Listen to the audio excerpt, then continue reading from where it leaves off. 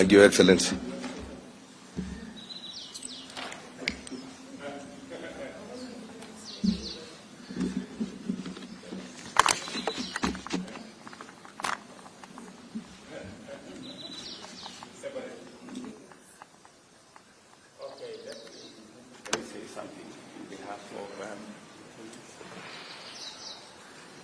You want me to say something? So let me first take this opportunity to congratulate both houses of Parliament for executing their legislative duty in a manner that has given us in the executive, both at the national and at the county level, the opportunity now to expend these 46 billion Kenya shillings that will go into various interventions in government. First, let me also congratulate the Council of Governors for working with us and the National Assembly and the Senate to make it possible for us to agree on moving these bills forward. The decision by the Council of Governors to withdraw court matters that had become a stumbling block on this issue is a very welcome development, and it goes to the spirit of both levels of government working together and both levels of government working also with the legislature, so that we can find mechanisms of us working together without the acrimony that comes with taking ourselves to court. It is our collective decision to find ways of working together harmoniously, finding consensus on matters that are difficult. Secondly, I'm very happy that now we have resources that will support our counties. Close to 29 billion shillings will be made available by this piece of legislation that has now become law. It will support our counties to discharge their mandate, which is very clear in our constitution. And because the counties are carrying out mandate assigned to them by the Constitution, and it is our responsibility to mobilize resources and support the counties. I must say that we continuously are working towards making sure that whenever we have resources, it is shared between the two levels of government equitably, so that every level of government can discharge their responsibilities. I know last week we paid, is it last week or the week before? The week before, we paid about 31 billion shillings to our counties. We are again planning in the next week or two to pay another substantial amount of money, again to support our counties for them to discharge their responsibilities. I'm also very happy that counties are beginning to also look at other avenues of raising resources.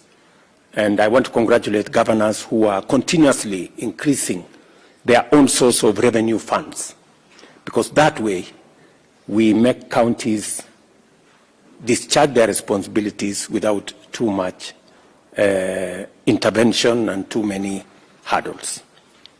Let me also say, now we know there has been an outstanding matter of some counties that did not have appropriate headquarters because they were small and they couldn't raise resources from their shareable revenue to be able to do the county headquarters. The government has now made it possible for us to complete that project, because the 450 million that we have now allocated to the 5 counties, that money is sufficient to complete the county headquarters in the 5 counties.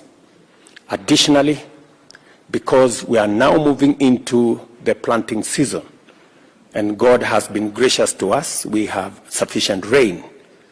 There will be resources also to support our fertilizer subsidy program that is going to assist our farmers across the country.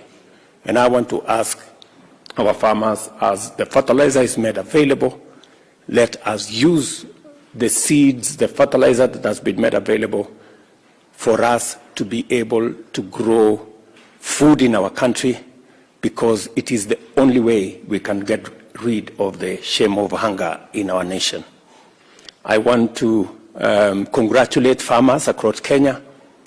Last year, in their activities, we managed to raise the level of food security in our country.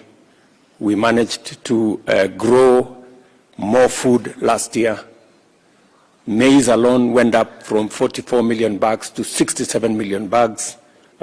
We got 500 metric tons of cotton seed, and I am very happy that again this year the government of Kenya is going to supply additionally 500 metric tons of cotton seed, and the price of cotton has now been increased from 52 to 72 shillings a kilo. Continuously, we want to eliminate the importation of cotton into our country so that we can make fabric here, and the exports from Kenya must have cotton that is grown by our farmers, even from our special economic zones.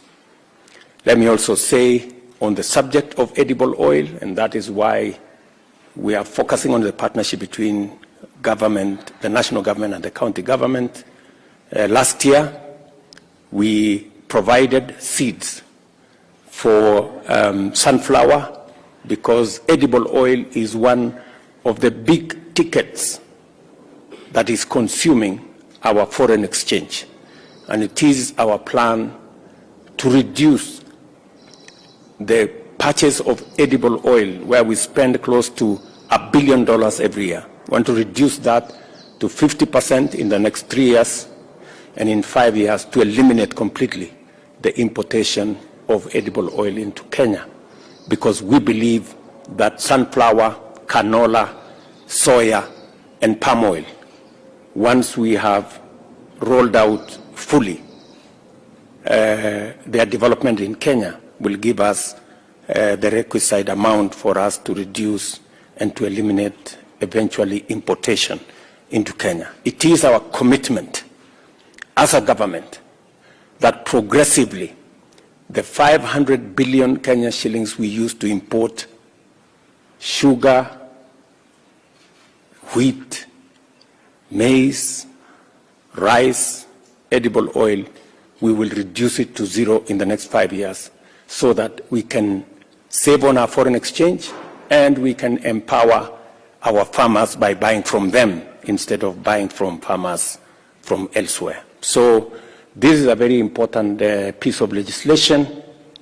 I want to congratulate all the stakeholders and now urge our county governments to move with speed so that we can unlock the programs that are dependent on these resources, and we can all work together towards making Kenya the great country that we all want it to be.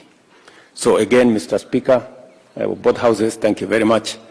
Leaders of majority, thank you very much. The chair of budget and the clerks, now the ball is in our court. The executive on this side, we will now do what we must do. So asanteni sana, my very best wishes, and God bless you.